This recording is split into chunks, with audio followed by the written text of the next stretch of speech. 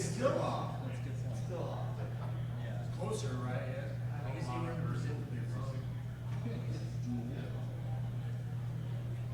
So you have a problem with that statement? It's always I present. Well, we have a week.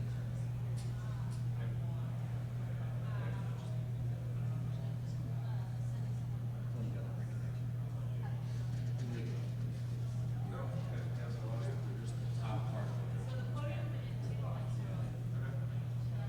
Just getting rid of it. lavaliers aren't. They changed it. Yeah. Okay. I did see that. Yeah, nice. So the only thing I remember from yesterday is always make sure HDMI is on. Yeah. And then this is yours. Yes. Stupid. You have to have USB-C and USB to USB to lightning. It's for kids. Apple's a dumb. You're right. They don't make computers right now. Set up. Figured it out. Figured it out. And we got time.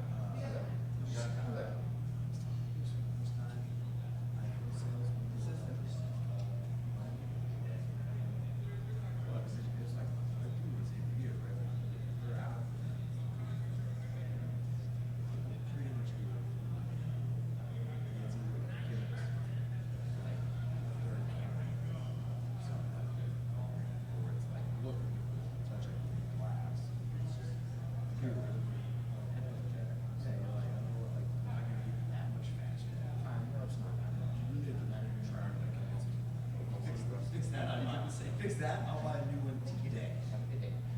They say that that's going to be fixed in iOS. You never go, it doesn't even go. You would look like, yeah. You just, no one's like, it goes back, right? You just hold your, then it can go. I just immediately. It's terrible. It's almost like, do they picture things to it? Do they just like ship it to like 11 each? No, they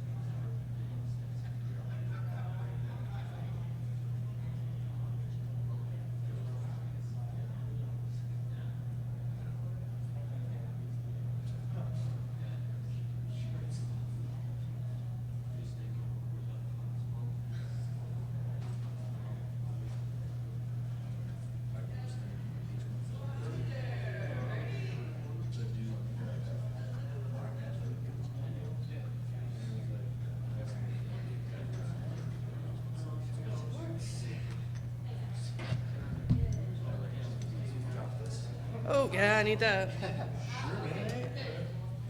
Oh. I need that. My looky here,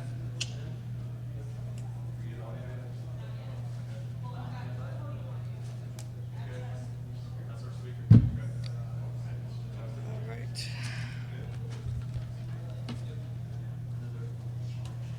Your stuff's almost fine. Do you water or anything? Yeah, a little bit of water, please.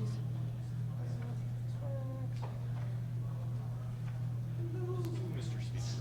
Mr. Speaker, how are you?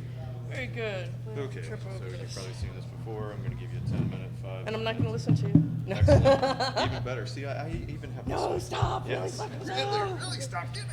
And then you've got the hook to pull me off, right? Just in case. Well, actually, I'll stick it actually, now that you here. mention it, see the door over there? Yeah, you're Yes. going to boot me out, right? There's like a. I've got this little- magic hood. It's gonna be like. Yeah. Great stuff, man. We gotta make sure we get the power up. So audio is gonna help you out with that. I've got to say a couple of room announcements. Thank you Test, for test. sponsors, And then I'm gonna let you do your thing. Sound like a plan? Sounds like a plan. Love it. Do you want to use the podium mic or? Clip on if you wouldn't mind. All right, you can see my screen. That's good. Start probably 12 minutes. Sound like a plan? Sounds like a plan.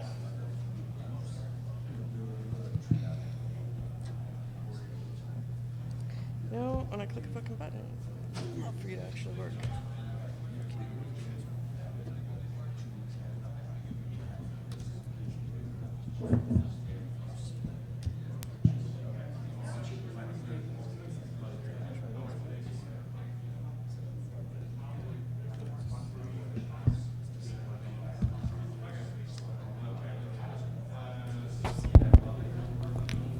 There we go.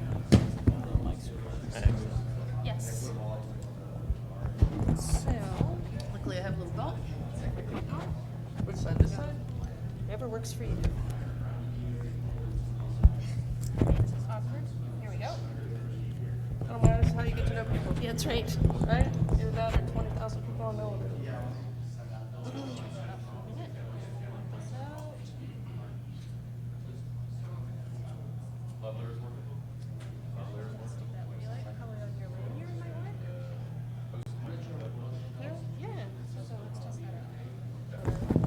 Test, test, test.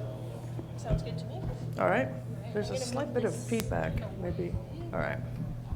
Might mute that. All right. Fantastic. Very good.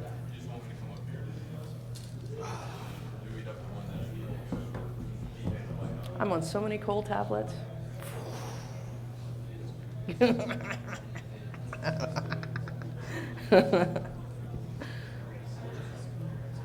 Oh, could you do me a favor? I left something in the speaker room. My backpack, it's got my last name on like a flight crew thing on the back.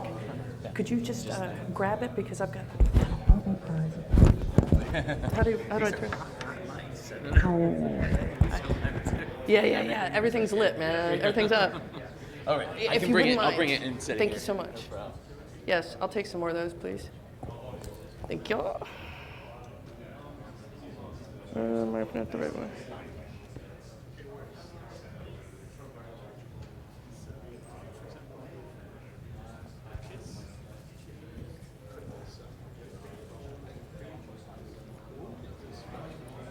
Done.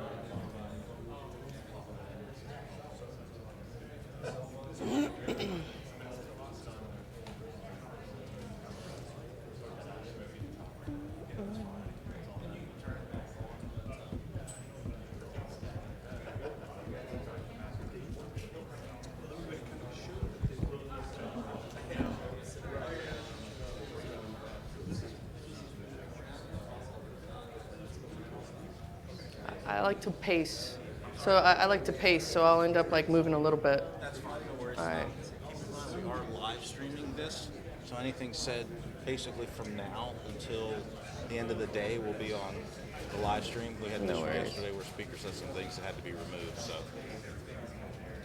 Oh, careful about what poopy you say. pants. I'm Jim. I'm Chris. Nice to meet you. Talk back and forth on Twitter, so Yeah. good. Well, good luck with your talk. I will try to keep it PG rated.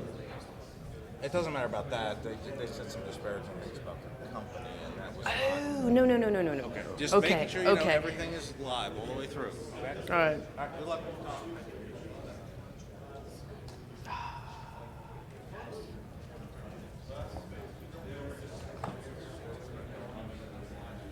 See, luckily I marked my stuff, right? Yeah. Thank you so much. Very nice to find with that. Yeah, right. Works.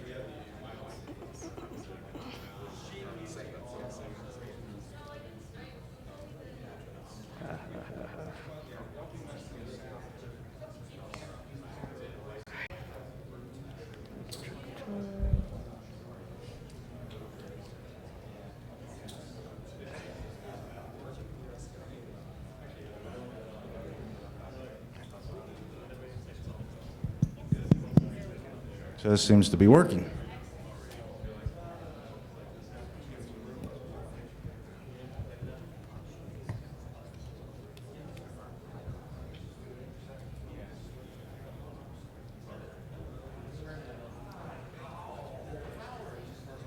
We haven't figured out wireless power yet. All right, good.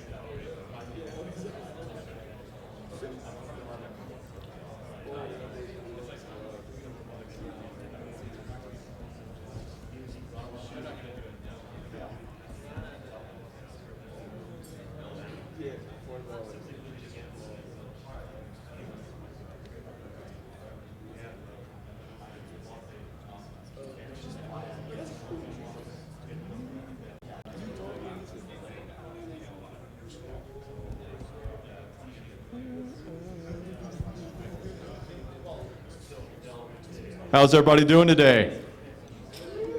Come on, let's get some enthusiasm in this room. How you doing? There we go. Excellent, excellent. I just want to say thank you to our sponsors, Critical Stack and Veil Mail. Also our sponsors, Amazon, BlackBerry, the National Security Agency, Silence, Microsoft, Robinhood, Secure Code Warrior, and Paranoids. You can go out here in the room and you can meet with all of our sponsors that are there. If you want to sponsor next year, feel free to reach out to us. We need all the help that we can get.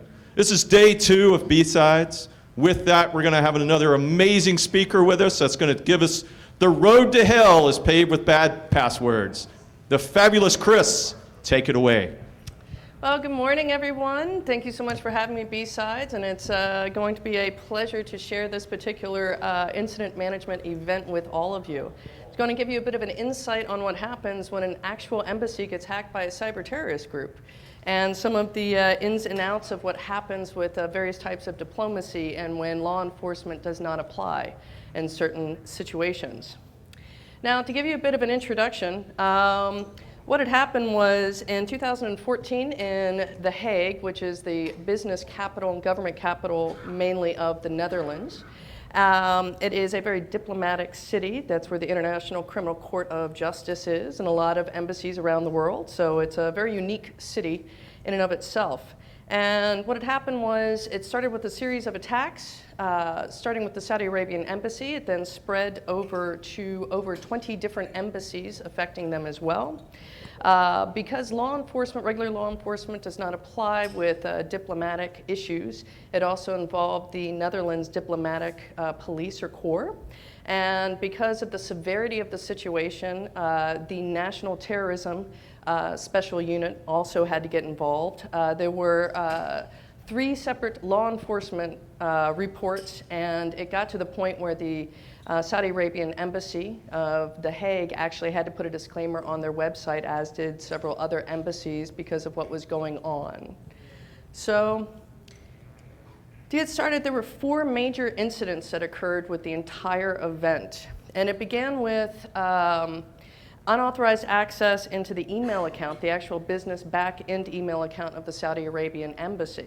And these things are important because you might have your public email that people can email an embassy to ask questions and so forth, but on the back channels you've got a different set of email accounts so that they go, say, to the ambassador's secretary directly and so forth.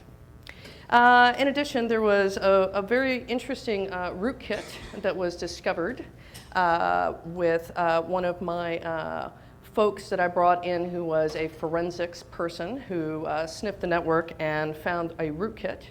And what was interesting was the extortion attempt that ISIS attempted was all the way up to $50 million. And it reminded me very much of that comedy kind of spy movie, right? Where it's like, yes, $50 million, right? But what was even more unusual was the amount of lives that were put at risk at this particular event. So it wasn't just someone who was sending some nasty emails. There were actually valid threats to kill a lot of people. Actually, over 400 people's lives were unfortunately dangling in the crossfire. So this was timeline number 1 for half of the major incidents. Now, when you're in an embassy, local laws do not count. That is the sovereign property of that particular country. And so basically the ambassador has all the say when it deals with anything that occurs at the embassy. It is not, say, a local police. It does not matter at all. They have 0 jurisdiction, and I want to stress that. Absolutely 0 jurisdiction. But the only thing that the diplomatic police can do is try to aid in various law enforcement conversations. But then again, they don't have jurisdiction over an embassy either. Now, one of the reasons why I was chosen for this very interesting incident was because at the time I headed the information protection group, also the network and security operations for the Aramco family, as well as being responsible for the IT, IoT, and ICS systems around EMEA and Latin America. And they pulled me in because I had a lot of experience as well with forensics, and we had already had our chain of custody checked actually by the diplomatic police at our company to make sure that any evidence beforehand, whatever we collected, if we had to use for a criminal matter, we actually followed all of the local laws to be able to go ahead and hand off evidence. So I have a lot of experience in forensics. And I am not a law enforcement person, but dealing with digital security and knowing that there can be various criminal events that happen, I always establish relationships with various law enforcement so that when and if, and it's usually when, certain things occur, that I can go ahead and call up various parties to get assistance and make sure that I know where I need to go to the, say, next hop and so forth. So these types of things are quite important to have in advance before any sort of incident occurs, as well as I do want to stress some sort of chain of custody or understanding that whatever evidence you collect in an incident, whether it be for something like a diplomatic issue or regular business issue, you have a full understanding of so that you can hand this off. Because there's no use letting criminals get away with bad stuff. I also have a lot of experience dealing with ministers, ambassadors, and heads of state as well. So I was able to communicate very technical matters because I was a technical executive, all the way up to ambassadors and heads of state and ministers. So I could speak their language as much as possible, because without that, they do not understand the severity, they do not understand what they need to do, and a lot of times they need us to give them advice. And if we cannot communicate with them, then it's just like speaking some weird language that they will never understand. And we cannot show them a packet capture at all. Now, in addition to this, one of the challenges when you're dealing with an embassy is you have to deal with geopolitics. And at the time, the relationship between the Netherlands and Saudi Arabia was extremely strained. As a matter of fact, shortly before this event, Saudi Arabia canceled all contracts for Dutch companies and basically kicked out most of the Dutch people out of Saudi Arabia who were working as contractors, because there was something that happened, and I'm not going to go into detail because that's not my job. But because I am a US citizen, they trusted me a lot more, as well as I was already trusted within the Aramco family to handle these particular matters. And that's one of the other reasons why I was actually chosen to lead this investigation and do all of the negotiations. So it first starts out with, I felt so bad as well. I was trying to eat lunch, and I rarely ever got to sit down and eat lunch. And I'm sitting there and I'm eating like a, so I walk off. I probably had spinach in my, I did have spinach between my teeth because I had to be rushed off. And I asked the gentleman what's going on, and he goes, I'm not at that level to discuss that with you, I don't know. So I was pulled into a room and I was told, we need to get you to the embassy as soon as possible. And when they described a little bit of what was going on, I said, hey, I need to get my forensics person to accompany me because there's probably going to be some sort of evidence and things that we need to collect as soon as possible. Because when you have an incident, you need to then figure out what's going on and then try to contain that as much as possible. Now, here's where it got started getting very strange, because this was a very strange event to me. It was kind of mind-blowing. So the official business email account for the Saudi Arabian embassy in The Hague was using a residential ISP line, not a commercial line, and had no security except it had a password that was 123456. Yay, right? That's everybody's favorite password, right? It's nothing like using that for official embassy business. Cool, right?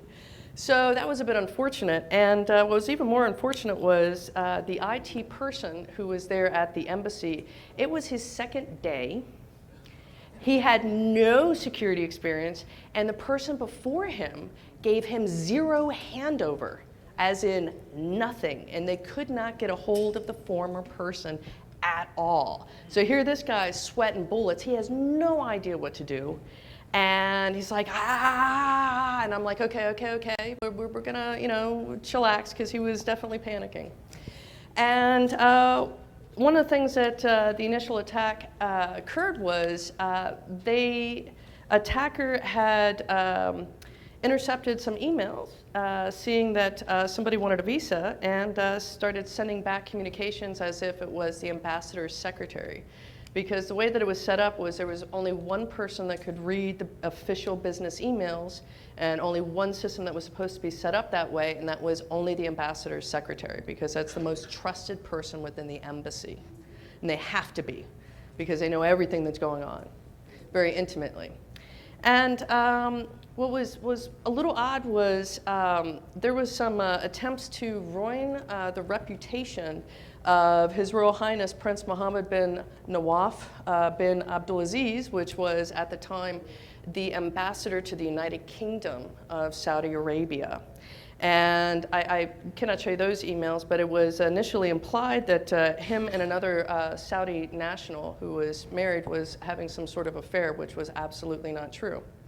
And so there was multiple things going on with this incident. And it was a little bit personal the way it was done as well, which we started seeing and going, hey, what kind of profile would the attacker be? Because they're using certain techniques, not at the time very high-end techniques, and looking to damage reputation, not only to the country of Saudi Arabia, but to certain key individuals as well. So the first extortion attempt was when a rather controversial figure was sent an email stating, hey, if you want this visa, can you just send 200 euro over to a MoneyGram account, and we will expedite your visa. Well, the funny thing is, the Saudi Arabian embassy had stopped issuing visas about 2 years previous, but that wasn't, not everybody knew that at the time, but they did not handle visas whatsoever. And the MoneyGram thing was rather suspicious. So this is one of the things that set it off, because it was coming from supposedly the ambassador's secretary. And the good doctor who got the email contacted the ambassador himself and said, hey, what's going on with your secretary? Because MoneyGram account seems a little strange of a way to get my visa, right? So luckily she could recognize that MoneyGram was not the usual way to pay for a visa. So that was kind of good. So it started kind of low end, and that seemed cool at the time. And what we did was, because I was unable to have full access to all of their network, because I am not a citizen of Saudi.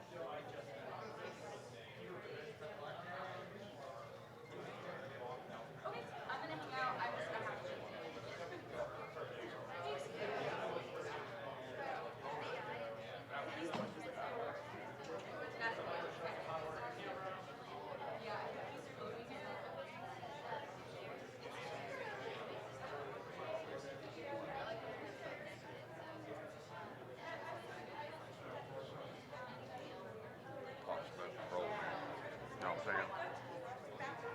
What? Yes, my coach's bathroom.